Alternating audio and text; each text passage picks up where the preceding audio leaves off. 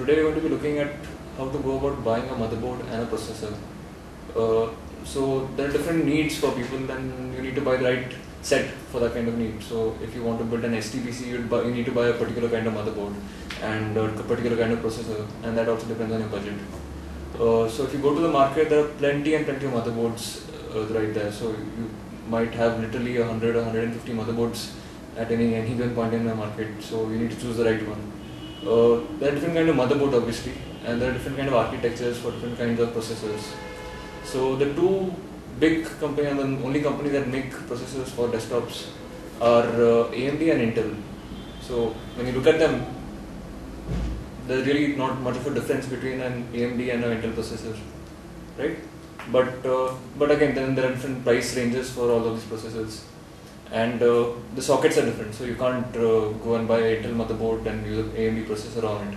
So anyway, so the biggest difference that you'll see in a processor when you go to buy one is, well, the Intel one has no pins at the back, and the AMD one will have pins at the back.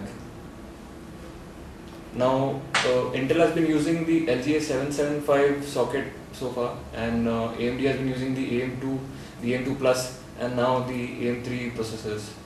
So Intel recently just launched their i7, and they're right now launching the i5. So you'll find that the i7 is a slightly larger processor as compared to their older Core 2 Duo range or the Core 2 Quad range of processors. There's a clear difference in size.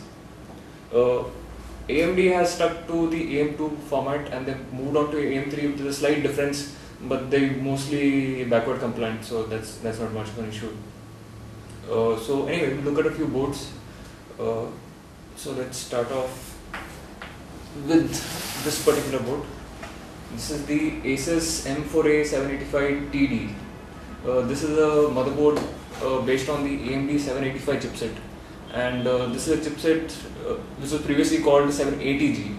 So it's a small upgrade from the older version. It has a slightly more powerful graphics processor on it. It uses the SD4200 processor instead of chipset rather than the 3200.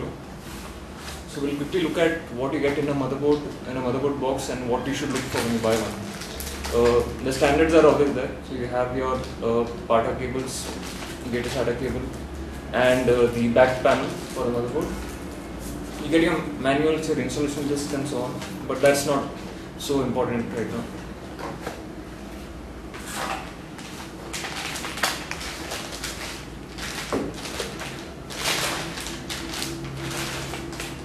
Right.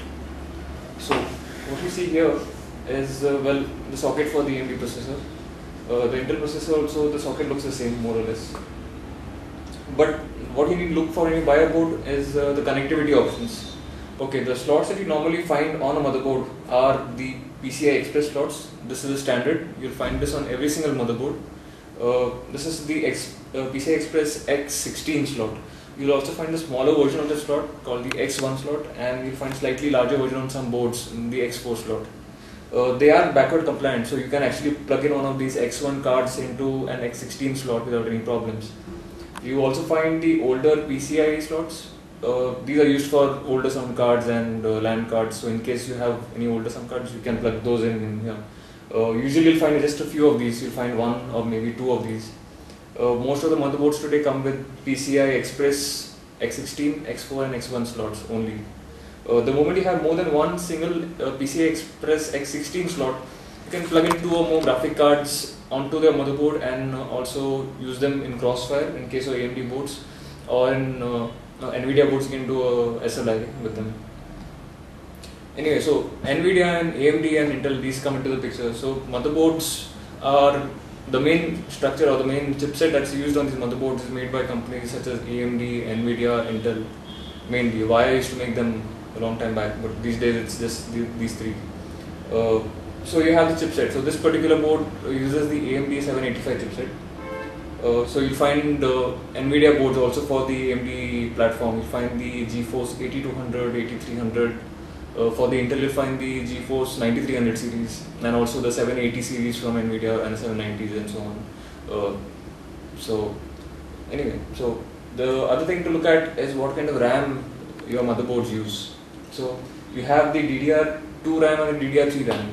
Most of these new boards are DDR3 boards. The reason is that they give better performance, there's better scope for upgrading and so on. And it's a new standard that has been supposed to be in very soon, but it's finally happening now. So you have the DDR3 boards coming in for both AMD and Intel, and the prices of DDR3 models are dropping. So you can buy DDR3 RAM for around 6,000 rupees for I believe 4 GB or so.